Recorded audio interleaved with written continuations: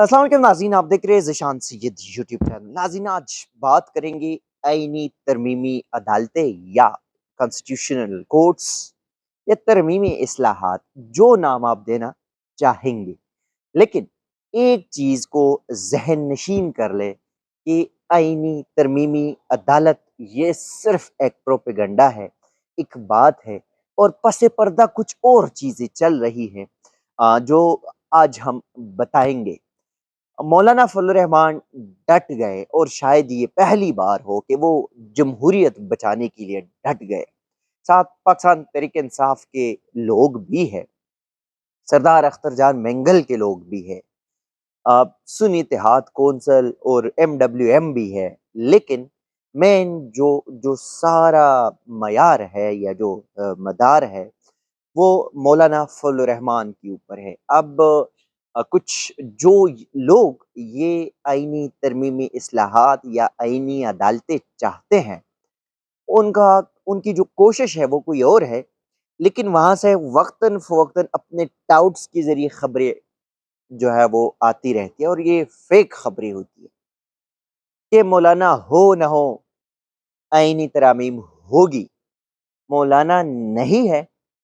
तो शहबाज शरीफ, नवाज शरीफ, आसिफ जरदारी, बिलावल जरदारी, इसहाक डार, मोहसिन नकवी ये दिन के 4-4, 6-6 दौरे मौलाना के घर क्यों करते हैं? ये मौलाना को कभी ज़ुहराने पे तो कभी इशाइया पे को तलब करते हैं।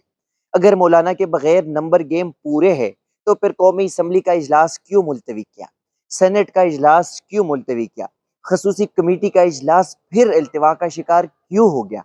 इसका मतलब है कि आपके पास कुछ भी नहीं है, नंबर गेम अभी तक पूरे नहीं है, जिसके लिए 2/3 अक्सरियत ज़रूरी है। वहाँ पे एक साइड पे मौलाना साहब, सरदार अख्तर जान मेंगल, पाकिस्तान तहरीक इंसाफ के जो या मुत्तहिदा अपोजिशन के लोग एक साइड पे, और वफाकी हुकूमत के जो 2 या 3 जमातें हैं वो अलग साइड पे।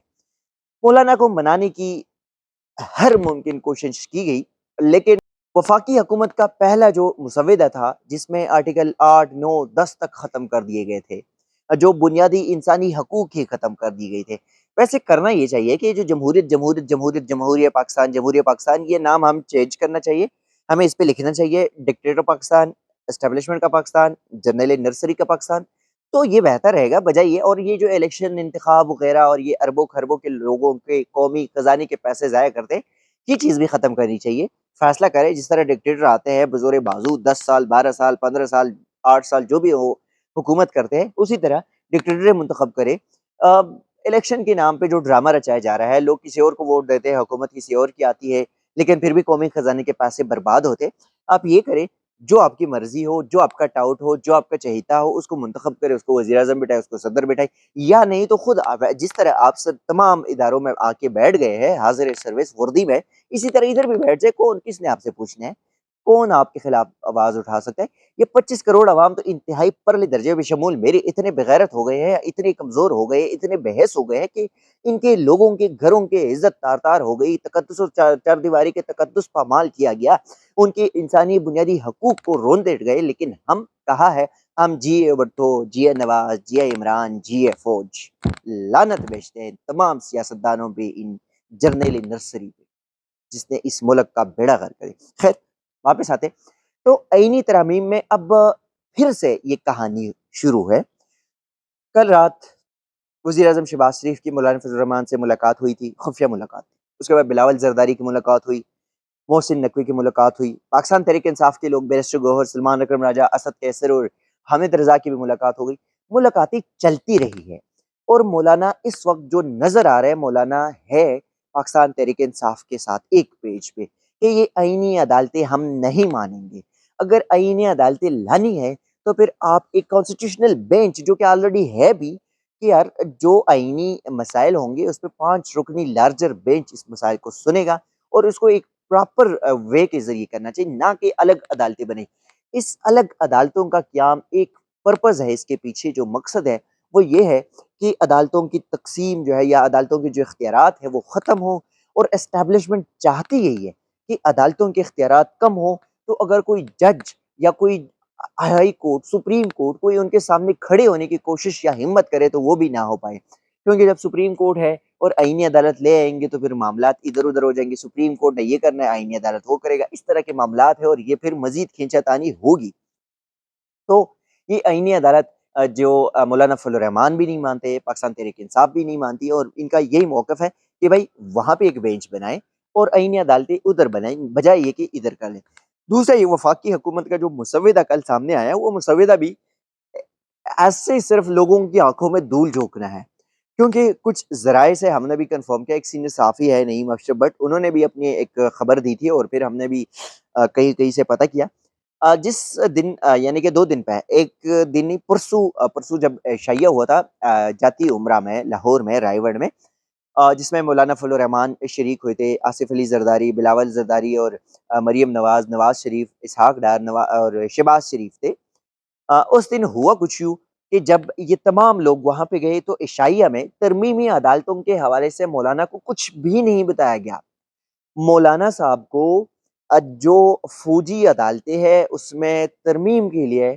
آ، راضی کرنے کی کوشش کی گئی کہ ہم فوجی عدالتوں کو ایکسٹینڈ کرنا چاہتے ہیں، ہم کچھ ترامیم کرنا چاہتے ہیں، آپ ہمارے ساتھ رہے، آپ ہمارا ساتھ دیں، اور مولانا نے کھلم کھلا اعلان کیا کہ میں نہیں کروں گا۔ اور پھر جب باہر آئے پریس کانفرنس میں، جہاں پہ اسحاق ڈار اور بلاول زرداری نے کہا کہ نہیں ہمارے تو معاملات طے ہو گئے، اور اس پہ مولانا صاحب نے بھی کہا کہ نہیں معاملات ابھی طے نہیں ہوئے، کچھ چیزیں ہیں۔ اور پھر گزشتہ رات جب مولانا فضل الرحمان اور بیرسٹر گوہر پاکستان تحریک انصاف کے جو چیئرمین ہیں ان کی پریس کانفرنس آئی، پریس ٹاک ہوئی، تو اس پہ مولانا نے بڑا دو ٹوک کہا، اور یہ بھی مزے کی بات ہے کہ اس وفاقی حکومت کی یا اسٹیبلشمنٹ کی منافقت چیک کرے۔ ایک طرف جاتے ہیں مولانا فضل الرحمان کے گھوڑے پکڑتے ہیں، ان کو معافی تلافی کرتے ہیں، منت ترلے کرتے ہیں کہ سر جی ہمارا ساتھ دے، یہ آئینی عدالتیں بنانی ہے، یہ ترامیم ہم نے کرنا ہے، یہ کرنا ہے، وہ کرنا ہے، اور دوسری جانب مولانا فضل الرحمان کی ہی سینیٹر کو اغوا کرتے ہیں یا ان کی فیملی کو ہراساں کیا جاتا ہے۔ مولانا صاحب نے خود کہا کہ میرے ایک سینیٹر ہے جس کو انہوں نے اٹھایا ہے، ان کے بچے میرے گھر ہیں، انہوں نے ڈیڈ لائن بھی دی تھی کہ اگر یہ صبح تک حالات تبدیل نہیں ہو تو پھر ہم یہ جو مذاکرات کے دروازے یہ بھی بند کریں گے۔ اور مولانا دوٹو کہا کہ نہیں ہوگی ترامیم، نہیں ہوگی، اب تو بالکل نہیں ہوگی۔ اور پھر جب حکومتی مسودہ سامنے آیا، اس میں کیا کہا ہے، اس میں یہ کہا جا رہا ہے کہ جی ہم سینیارٹی کے اوپر کریں گے چیف جسٹس کی تعیناتی، اور ہم میرٹ کے اوپر کریں گے۔ آپ کو لگ رہا ہے کہ جسٹس منصور علی شاہ جو سپریم کورٹ میں اس ٹائم تک پہنچے، یا اس لاہور ہائی کورٹ کے چیف جسٹس تھے، وہ میرٹ پہ نہیں آئے، یا وہ سپریم کورٹ جب وہ آئے تو وہ میرٹ پہ نہیں تھے؟ ابھی جب سینئر موسٹ جج ہے، وہ دوسری نمبر پہ سینئر پیونی جج ہے، وہ میرٹ پہ نہیں ہے؟ یا اس کے بعد جو جسٹس منیب اختر ہے وہ میرٹ پہ نہیں ہے سپریم کورٹ، یا اس سے پہلے وہ جو لاہور ہائی کورٹ میں جج تھے وہ میرٹ پہ نہیں تھے؟ یہ کون سا ٹوپی ڈرامہ آپ نے شروع کیا؟ میرٹ کا فیصلہ اب آپ کریں گے، شہباز شریف کرے گا، عاصم منیر کرے گا، یا کوئی اور کرے گا، بلاول زرداری کرے گا، جس کے خود کوئی الف بے کا ان کو سیاست کو اور جمہوریت کا نہیں پتا ہوتا، وہ آ کے فیصلہ کریں گے کہ سپریم کورٹ کے ججز کیسے کرنے ہیں؟ اور یا بلاول زرداری آ کے یہ بھاشن دے گا کہ ہاں جی جسٹس منصور علی شاہ جو ہے وہ ججز کو کنٹرول نہیں کر سکتے؟ یعنی کہ آپ جوڈیشری کو کنٹرول تو کرنا چاہتے ہیں، جوڈیشری اگر آپ نے کنٹرول کر لی تو پھر تو یہی بات ہوگی، اگر آپ کی حکومت ہے تو آپ کی بچت ہے، آپ اپوزیشن میں آئے، حکومت آپ وہی جوڈیشری آپ کے خلاف استعمال کرے گی، اور پھر آپ نے نعرے لگوانے، نعرے الاپنے ہیں، یہ فلاں ججز ہے، یہ فلاں ججز، یہ فلاں جوڈیشری، فلاں جوڈیشری، پھر یہی کہانی ہے۔ تو بہتر یہ ہے کہ بچہ جمہور صاحب آپ اپنی جمہوریت کو رکھے، اور یہ بھی کہ آج 18 اکتوبر یعنی کہ ثانیہ کارساز کتنا ٹائم ہو گیا، جس دن بے نظیر بھٹو پر حملہ ہوتا ہے، آج اسی دن بے نظیر بھٹو کا بیٹا بلاول زرداری جمہوریت کے پیٹ پہ چورا گھوم رہا ہے، آئینی عدالتوں کے قیام کے لیے اسٹیبلشمنٹ کے راستے ہموار کر رہے۔ یہ ہے ان لوگوں کی جمہوریت، یہ ہے ان لوگوں کی سیاست، اور یہ ہے اس پاکستان کے جو بڑے مقتدر اور بڑے بڑے عوام دوست سیاسی جماعتیں۔ تو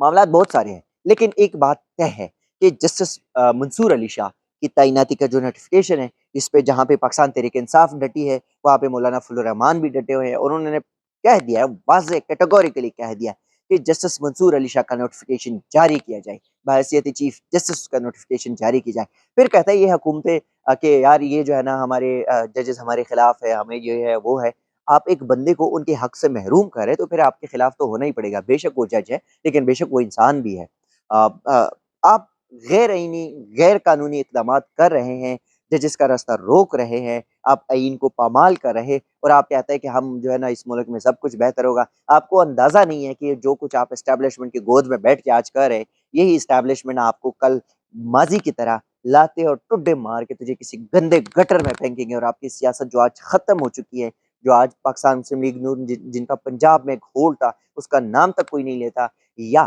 پاکستان پیپلز پارٹی جس کا پاکستان میں ایک سیاست میں ایک ہول تھا، جس کو شہداء اور قربانی دینے والے جماعت کہا جاتا تھا، آج وہ جماعت ایک گٹر کی سیاست بننے جا رہی ہے، اور اس کا پورا سہ رہ جاتا ہے بلاول زرداری کو، صرف اور صرف اسی لیے کیونکہ اس کو وزارت عظمیٰ کی کرسی چاہیے۔ باقی بھاڑ میں گئی جمہوریت، بھاڑ میں گئی پیپلز پارٹی، بھاڑ میں گئی پاکستان کی ترقی، بھاڑ میں گئی آزاد عدلیہ، بھاڑ میں گئی آزادی اظہار رائے، اور اس ملک میں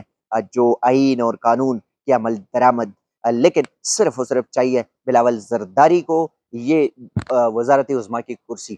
تو جو کرے زرداری صاحب، بلاول صاحب، نواز شریف صاحب، شہباز شریف صاحب، اسحاق ڈار صاحب، ایم کیو ایم والو، آپ محسن نقوی صاحب، آپ نے جو بھی کرنا ہے، جو کچھ کرنا چاہے، ایڑی چوری کا زور لگائے، آپ نے یہ آئینی عدالتی آپ نہیں بنا پائیں گے، نہ ہی آپ جتنی بھی فسطائیت کرے، آپ ان جو اس وقت کی جو قیادت ہے، وہ سینیٹرز ہو، وہ خواتین ہو، مرد ہو، وہ ایم این ایز ہو، ایم پی ایز ہو، آپ ان میں سے کسی کو بھی نہیں توڑ سکتے۔ آپ اپنی انتہائی پستی سے گرے ہوئے، اپنے انتہائی گھٹیا حرکتوں پہ اتر آئے، لیکن پھر بھی آپ کسی کو توڑ نہیں پائیں گے۔ ناظرین، یہ تھے آج کے اپڈیٹس، اپنا فیڈ بیک ضرور دیجیے گا اجازت، اللہ حافظ۔